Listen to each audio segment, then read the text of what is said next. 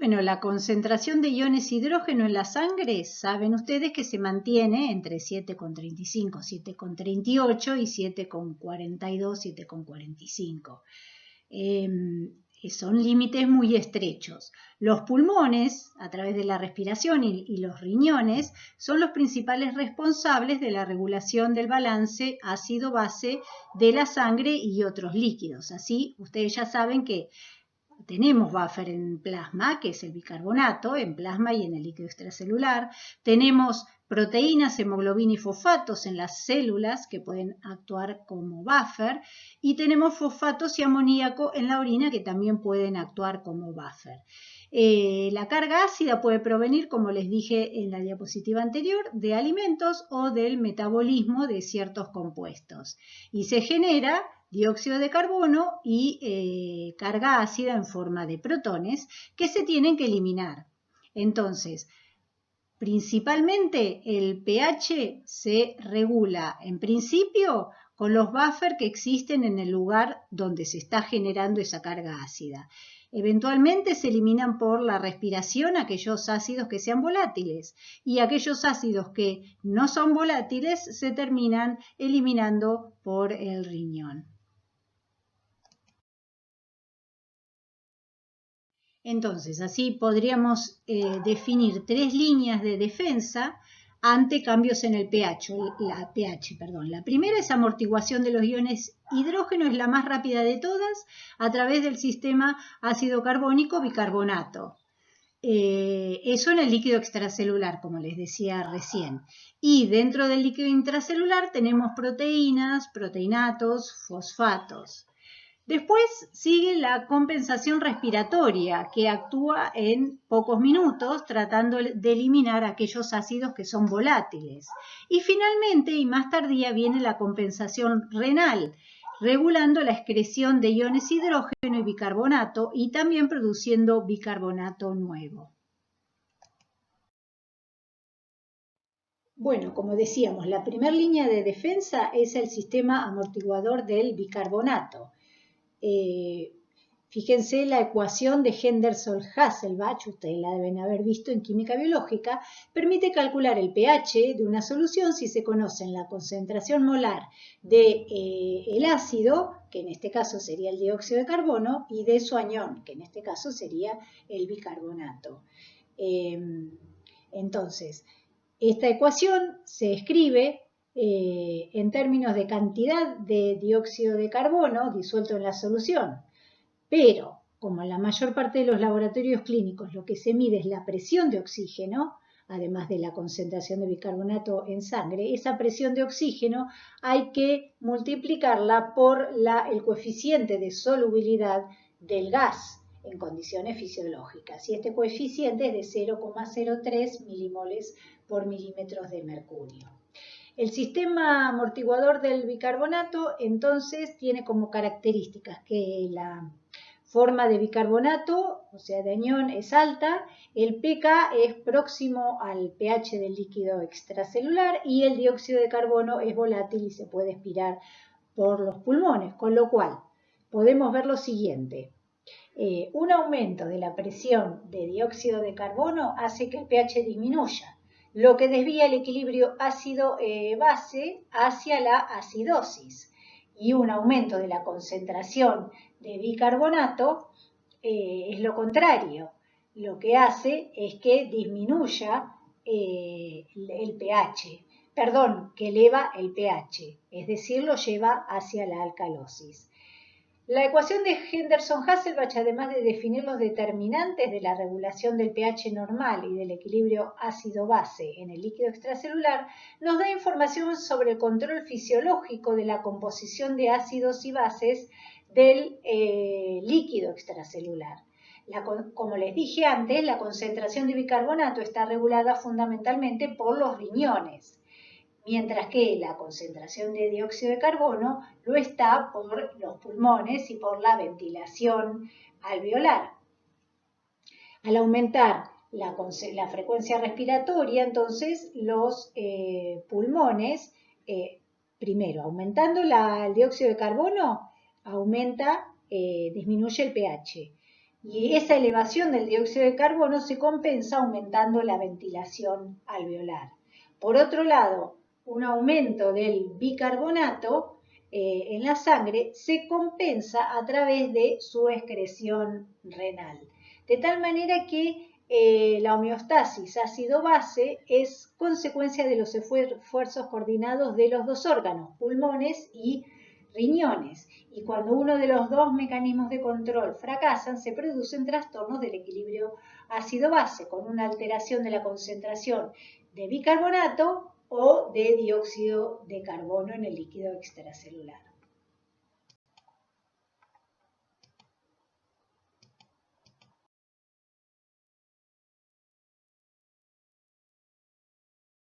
La segunda línea de defensa frente a los cambios o los trastornos del equilibrio ácido-básico, como dijimos, es el control que ejercen los pulmones sobre el dióxido de carbono del líquido extracelular. Un aumento de la ventilación elimina el dióxido de carbono, lo que por acción de masas entonces lleva estas ecuaciones hacia la izquierda y así reduce la concentración de iones hidrógeno.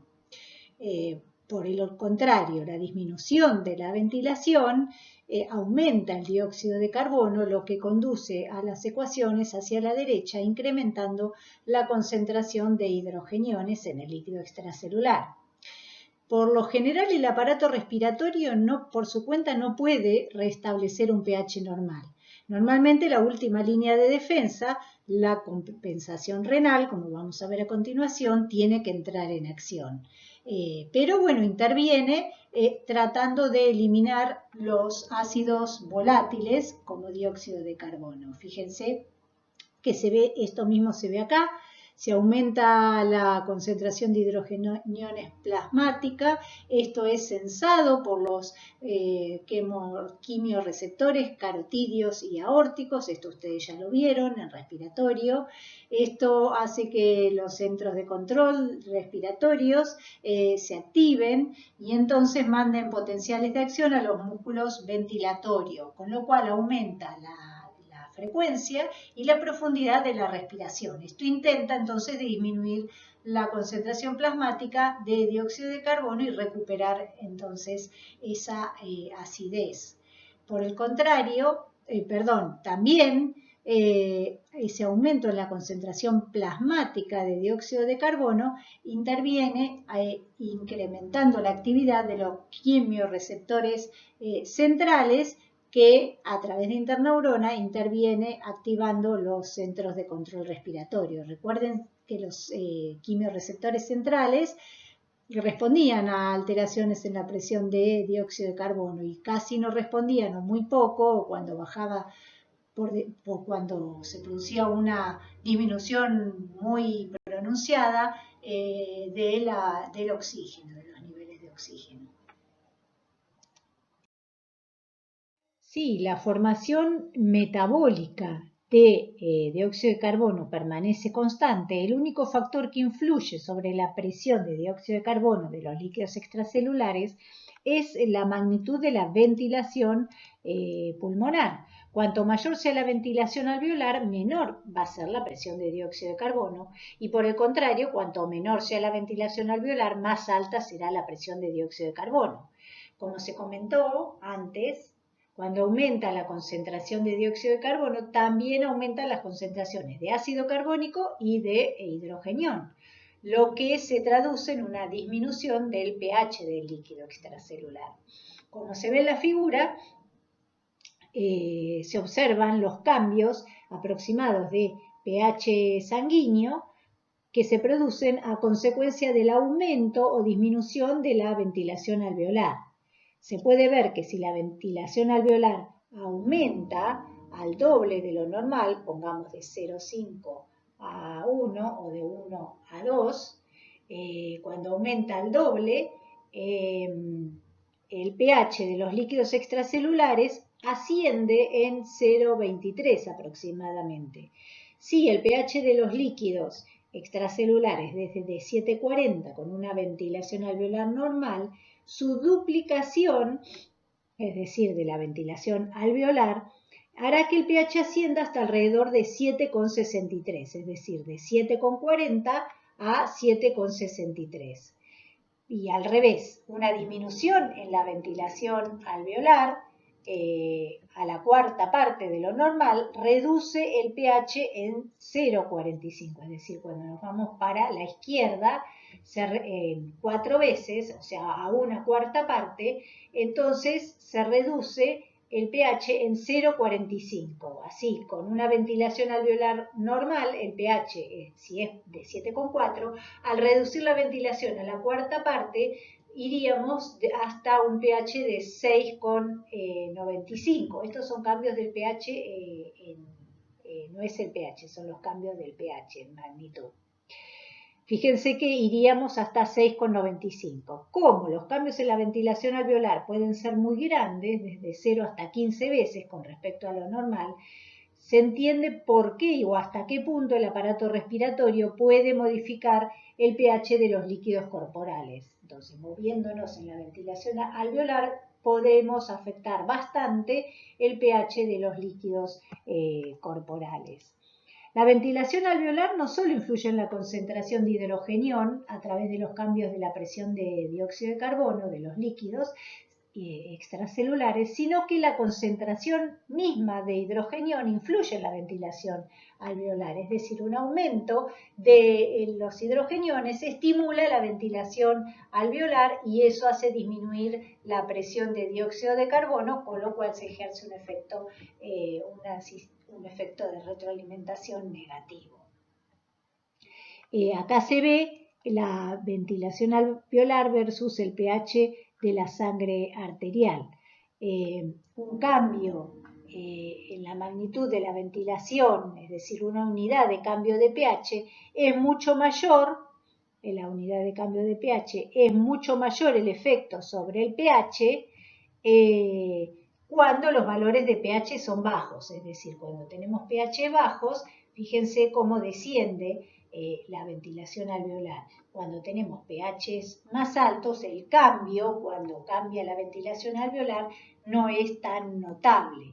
La razón de esto es que cuando la ventilación alveolar disminuye a causa del aumento del pH, es decir, menor concentración de protones, descienden también la cantidad de oxígeno que se añade a la sangre y la presión parcial de oxígeno, lo cual estimula la frecuencia respiratoria. Por lo tanto, la compensación respiratoria al ascenso del pH no es tan eficaz como la respuesta a una reducción acentuada del pH. En condiciones normales, los riñones excretan una cantidad de ácido igual a la producción de ácidos no volátiles y de esa manera recuperan el bicarbonato que se pierde por neutralización. Era uno de los sistemas en la primera línea de defensa. Además, los riñones deben prevenir la pérdida de bicarbonato por orina. ¿Por qué? Porque se filtra mucho bicarbonato por orina. Entonces, esta tarea es bastante importante porque la carga de bicarbonato filtrada es bastante alta. Aproximadamente 4.000 y algo miliequivalentes por día, en comparación con solos entre 50 y 100 miliequivalentes por día necesarios para equilibrar la producción de ácido no volátil. Tanto la reabsorción de bicarbonato filtrado como la excreción de ácido se consiguen secretando hidrogenión por las nefronas. En un solo día las nefronas deben secretar aproximadamente esos 4.000 y pico de miliequivalentes de hidrogenión que se producen y que se filtran en el líquido tubular. La mayoría del hidrogenión secretado sirve para reabsorber la carga filtrada de bicarbonato y solamente entre 50 a 100 miliequivalentes de hidrogeniones se excretan por orina. Como resultado de esta excreción de ácido por la orina, esta suele ser bastante ácida. Los riñones, sin embargo, no pueden excretar una orina más ácida que un pH de 4 a 4,5. Incluso con un pH de 4 solamente pueden excretarse 0,1 miliequivalente por litro de hidrogenión. Fíjense que es mínimo con respecto a lo que les dije que se produce. De tal manera que para excretar suficiente ácido, los riñones tienen que excretarlos con tampones urinarios, como el que se ve acá, que es uno de ellos, el fosfato. Tiene que usarse como tampón el fosfato para poder excretarse más ácido, tanto ácido como se necesite excretar. Otros tampones son, por ejemplo, la creatinina. Y otros más. En conjunto, los diferentes tampones urinarios se denominan ácidos titulares, porque titulan el ácido que se va excretando por las células de la nefrona. La excreción de protón como ácido titulable es insuficiente para equilibrar la carga diaria de ácido no volátil, sin embargo. Entonces se necesita un mecanismo adicional e importante por el cual los riñones contribuyen al mantenimiento del equilibrio ácido-base. Y eso es a través de la síntesis y excreción de amonio, es decir, que se excreta protón y se reabsorbe bicarbonato cuando hay acidosis, ¿no? Pero esto no alcanza. Entonces, se puede excretar más protón si se titula con el fosfato en forma de fosfatos o con creatina o con otros tampones que lo titulen a ese protón. Pero aún así no alcanza para excretar muchas veces todo lo que se tiene que excretar. Entonces, a partir de los aminoácidos de las células tubulares se genera amonio y de esa manera se puede excretar más protones. Bueno, ya vimos que el bicarbonato es necesario para tamponar en la primera línea de defensa, pero ¿qué pasa cuando se produce mucha cantidad de ácidos no volátiles? El bicarbonato se gasta. Entonces tiene que ser reabsorbido la mayor parte de la carga filtrada de bicarbonato en el líquido tubular, tiene que ser reabsorbido. Acá se ven entonces en esta figura los principales procesos de transporte del bicarbonato. En principio se secreta protón o hidrogenión a través de la membrana apical de las células por un intercambiador tanto sodio-protón como por una bomba de protón. El intercambiador sodio-protón es la vía predominante para la secreción de protones y utiliza el gradiente de sodio que hay entre la luz y la célula para llevar a cabo este proceso. Es una secreción activa secundaria. En el interior de la célula, el protón y el bicarbonato se producen en una reacción que es catalizada por la anhidrasa carbónica. El protón es segregado en el líquido tubular, mientras que el bicarbonato sale por la membrana vasolateral y vuelve a la sangre peritubular. Entonces, se excreta protón y se reabsorbe al mismo tiempo bicarbonato. La mayoría de los bicarbonatos salen mediante un cotransportador que acopla la salida de un sodio con 3 bicarbonatos. Pero además algo de bicarbonato puede salir intercambiándose por cloruro en estos intercambiadores cloruro-bicarbonato. Como se ve también en la figura, la anhidrasa carbónica también está presente en el borde en cepillo de las células del túbulo proximal y la enzima entonces cataliza la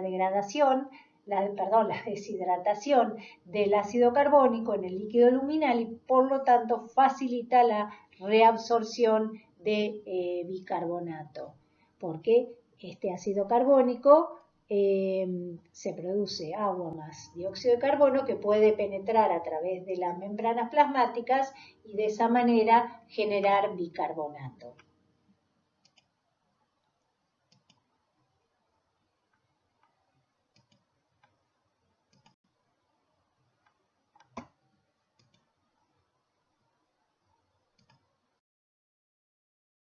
A partir de la porción final de los túbulos distales y continuando por el resto del sistema tubular, el epitelio tubular secreta iones hidrógeno mediante un transporte activo primario, como se ve acá. Las características de este transporte son distintas de las que se comentaron para el túbulo proximal, el asa de Henle y la porción proximal del túbulo distal. En este caso, los túbulos distal y colector reabsorben la pequeña cantidad de bicarbonato que escapa a la reabsorción del túbulo proximal y el asa de Henle. Estas serían las células intercaladas. Hay un tipo de células intercaladas que son las que secretan el hidrogenión y que reabsorben bicarbonato, que se denominan células A o intercaladas alfa. Dentro de estas células, el hidrogenión y el bicarbonato se producen mediante la anhidrasa carbónica actuando sobre el dióxido de carbono y el agua. El mecanismo celular es similar al descrito para la rama gruesa ascendente del asa de Henle, aunque bueno, varían los transportadores del asa de Henle ascendente y del túbulo proximal que les comenté recién. El protón entonces es secretado al líquido tubular a través de dos mecanismos. Uno implica una protón ATPasa de la membrana apical y el segundo acopla la secreción de protón con la reabsorción de potasio mediante una protón-potasio ATPasa. Es similar a la encontrada en el estómago. El bicarbonato sale de la célula a través de la membrana vasolateral intercambiándose por cloruro mediante el intercambiador cloruro-bicarbonato y va a la sangre peritubular. Hay otros transportadores de bicarbonato que se han localizado en esta célula, pero bueno, su papel en la reabsorción de bicarbonato no se han definido completamente. Y hay una segunda población de células intercaladas que segrega bicarbonato más bien que protón en el líquido tubular y que se llaman también células B o células intercaladas beta. En estas células la protón ATPasa está localizada en la membrana vasolateral y el intercambiador cloruro-bicarbonato se encuentra en la membrana apical. Sin embargo, el intercambiador cloruro-bicarbonato de la membrana apical es diferente al que se encuentra en la membrana vasolateral de las células intercaladas A. Y este se ha identificado como, se lo llama también pendrina.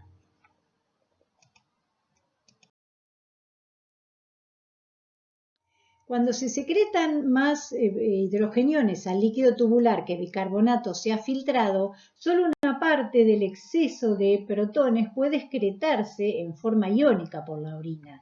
¿Y esto por qué es? Porque, bueno, la orina, el pH mínimo de la orina es de alrededor de 4,5, por tanto, por cada litro de orina formada, solo pueden excretarse alrededor de 0,03 miliequivalentes de hidrogeniones libres. Si necesitamos excretar todos los ácidos no volátiles, los hidrogeniones provenientes de ácidos no volátiles formados diariamente en el metabolismo, necesitaríamos fabricar tremenda cantidad de litros de orina.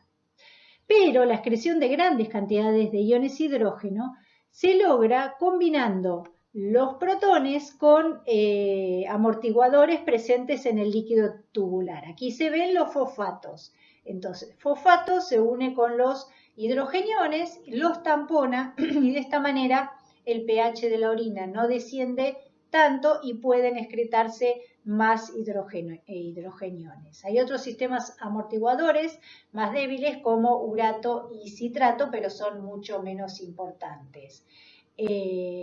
También, y muy importante, es el amortiguador amonio. A partir de la glutamina que se genera en hígado y que va hasta el riñón, puede excretarse amonio al líquido tubular y entonces tamponar el exceso de ácido. Eso es otra manera de tamponar el exceso de ácido sin bajar tanto el pH de la orina. Por lo tanto, cuando hay un exceso de hidrogeniones en el líquido extracelular, los riñones no solo reabsorben todo el bicarbonato filtrado, sino que también generan nuevo bicarbonato Fíjense acá a partir de la glutamina que genera el amonio con el cual se produce el tamponamiento también del líquido, de los protones, pero también se fabrican bicarbonatos que se reabsorben. De esta manera se puede generar nuevo bicarbonato.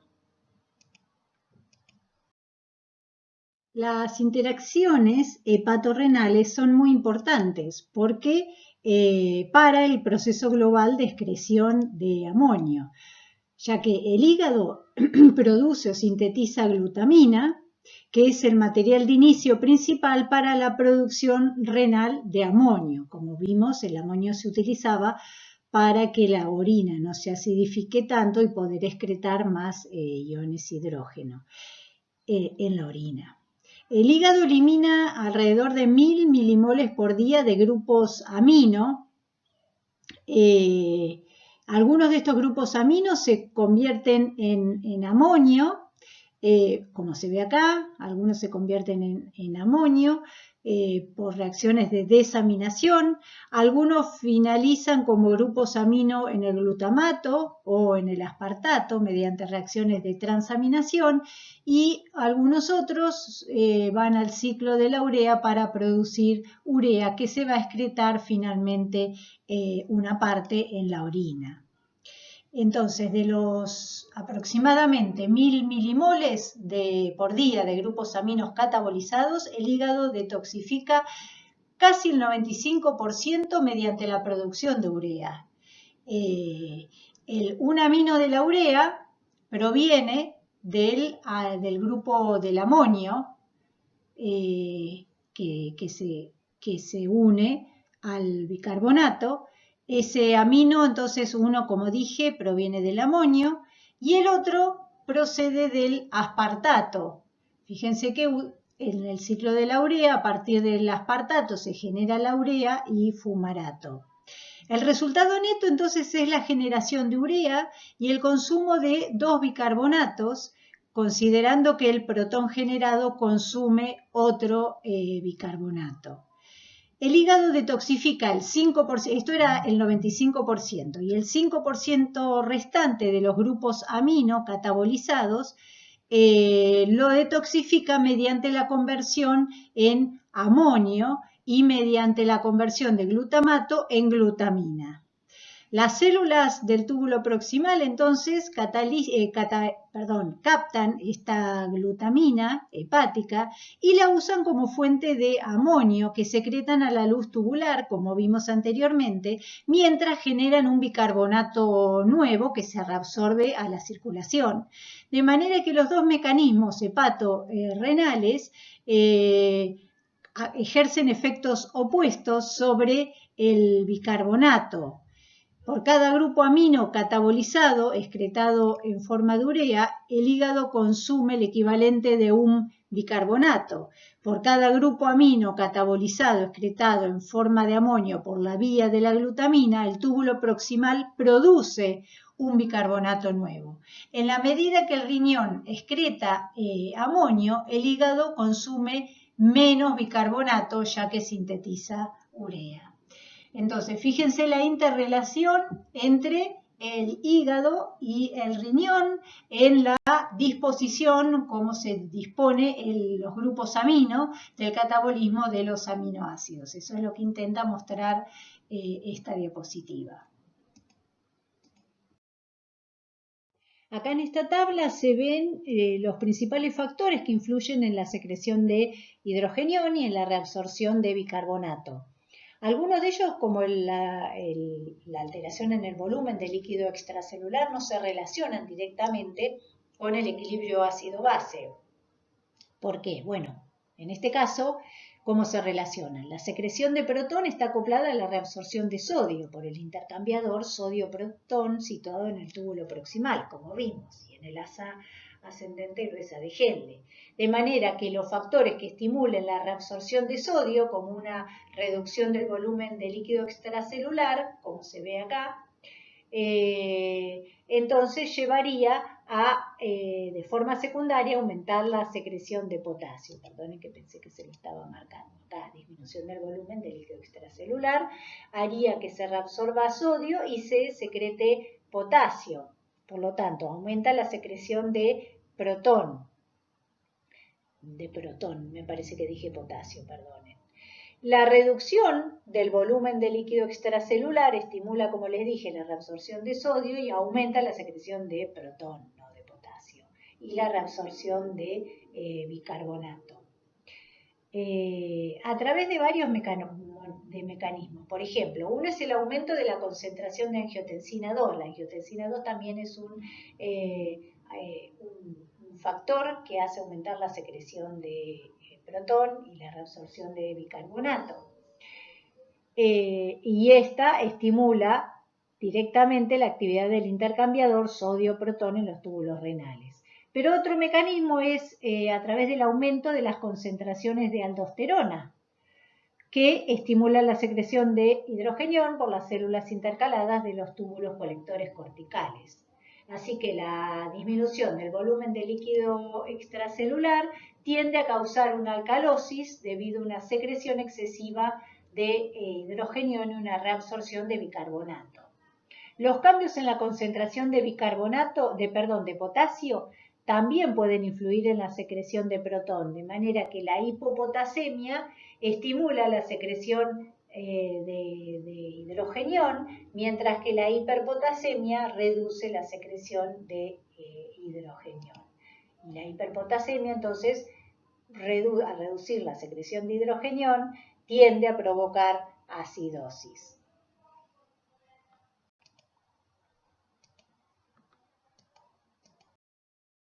Bueno, ya vimos cómo se reabsorbe y se secretan el hidrogenión y el bicarbonato. Y ahora vamos a ver cómo se compensan las alteraciones ácido-base. Para eso tenemos que volver nuevamente a la ecuación de Henderson-Hasselbalch. Y aquí vemos que hay una proporción para un pH de 7,4, una proporción de bicarbonato a dióxido de carbono de 20 a favor del bicarbonato. 20 veces más bicarbonato que dióxido de carbono. Esa debe ser la proporción para que el pH plasmático sea normal. Por debajo de esa proporción tenemos acidosis y por arriba tenemos alcalosis. Entonces, podemos tener acidosis respiratoria, alcalosis respiratoria, acidosis metabólica y alcalosis metabólica. Esto ya lo venimos viendo, vamos a analizar cada caso. En la acidosis respiratoria, si es respiratoria, se generan los ácidos. En este caso sabemos que el ácido sería el dióxido de carbono. Bueno, en la acidosis respiratoria aumenta mucho el dióxido de carbono. Esto puede suceder, por ejemplo, en una enfermedad pulmonar obstructiva crónica donde la ventilación no es buena. Al aumentar el dióxido de carbono, entonces la ecuación se desplaza hacia la derecha y se genera mucha cantidad de hidrogenión. Hay un pH bajo y el bicarbonato está elevado.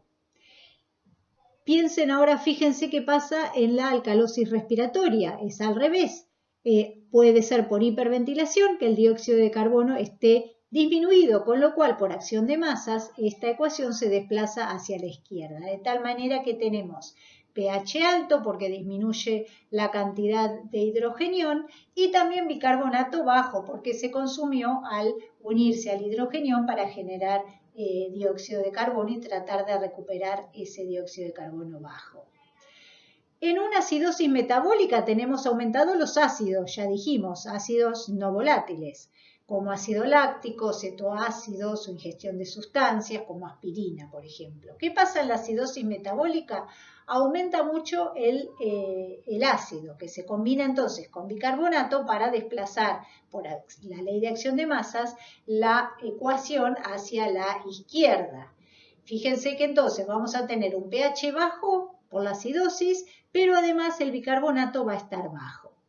Y en una alcalosis metabólica tengo que los ácidos están disminuidos. Por ejemplo, puede darse este caso en cuando hay vómitos en exceso o mucha ingestión de antiácidos conteniendo bicarbonato.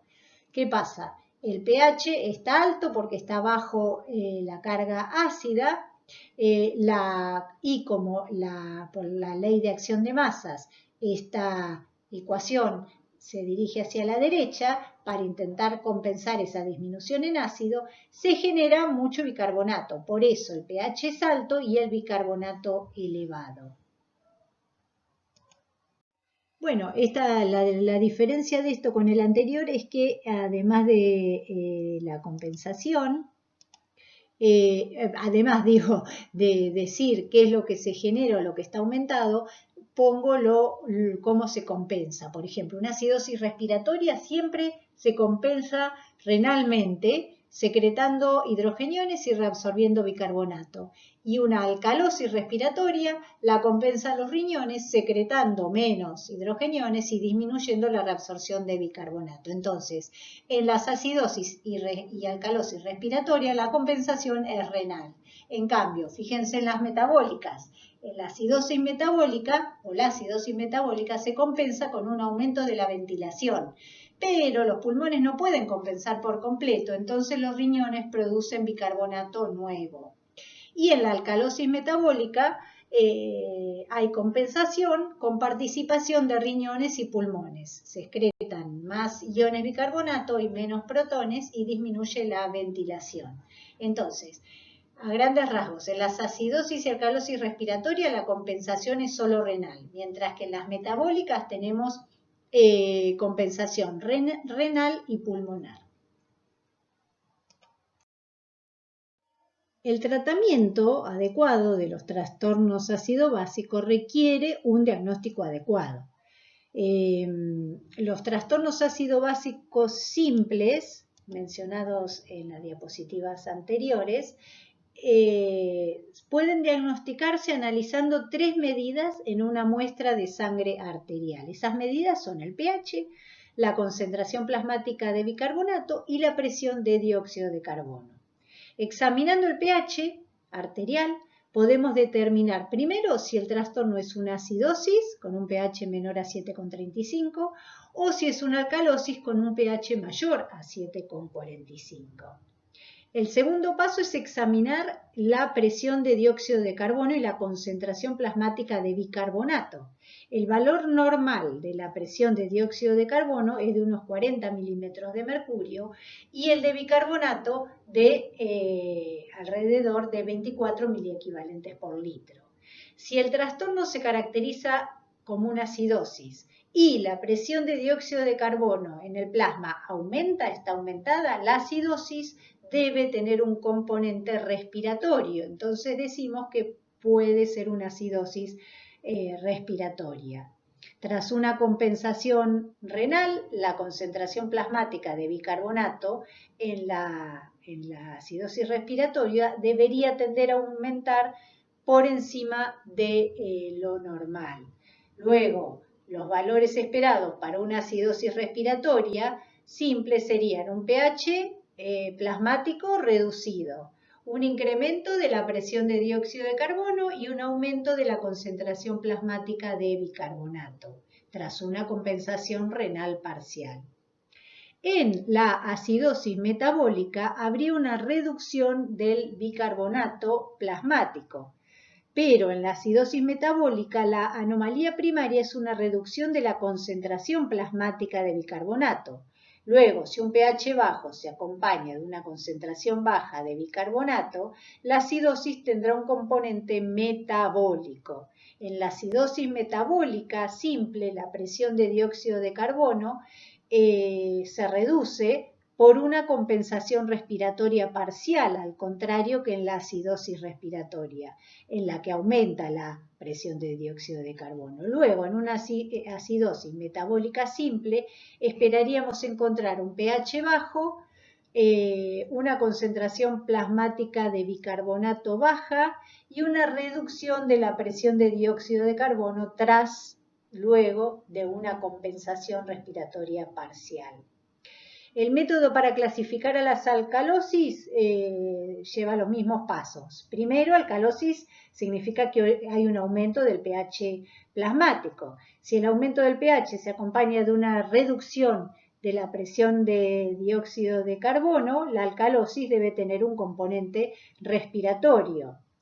Si el aumento de pH se acompaña de un aumento del bicarbonato, entonces la alcalosis debe tener un componente metabólico. Luego, en una alcalosis respiratoria simple sería de esperar encontrar un aumento del pH, una reducción de la presión de oxígeno y una disminución de la concentración de bicarbonato en el plasma.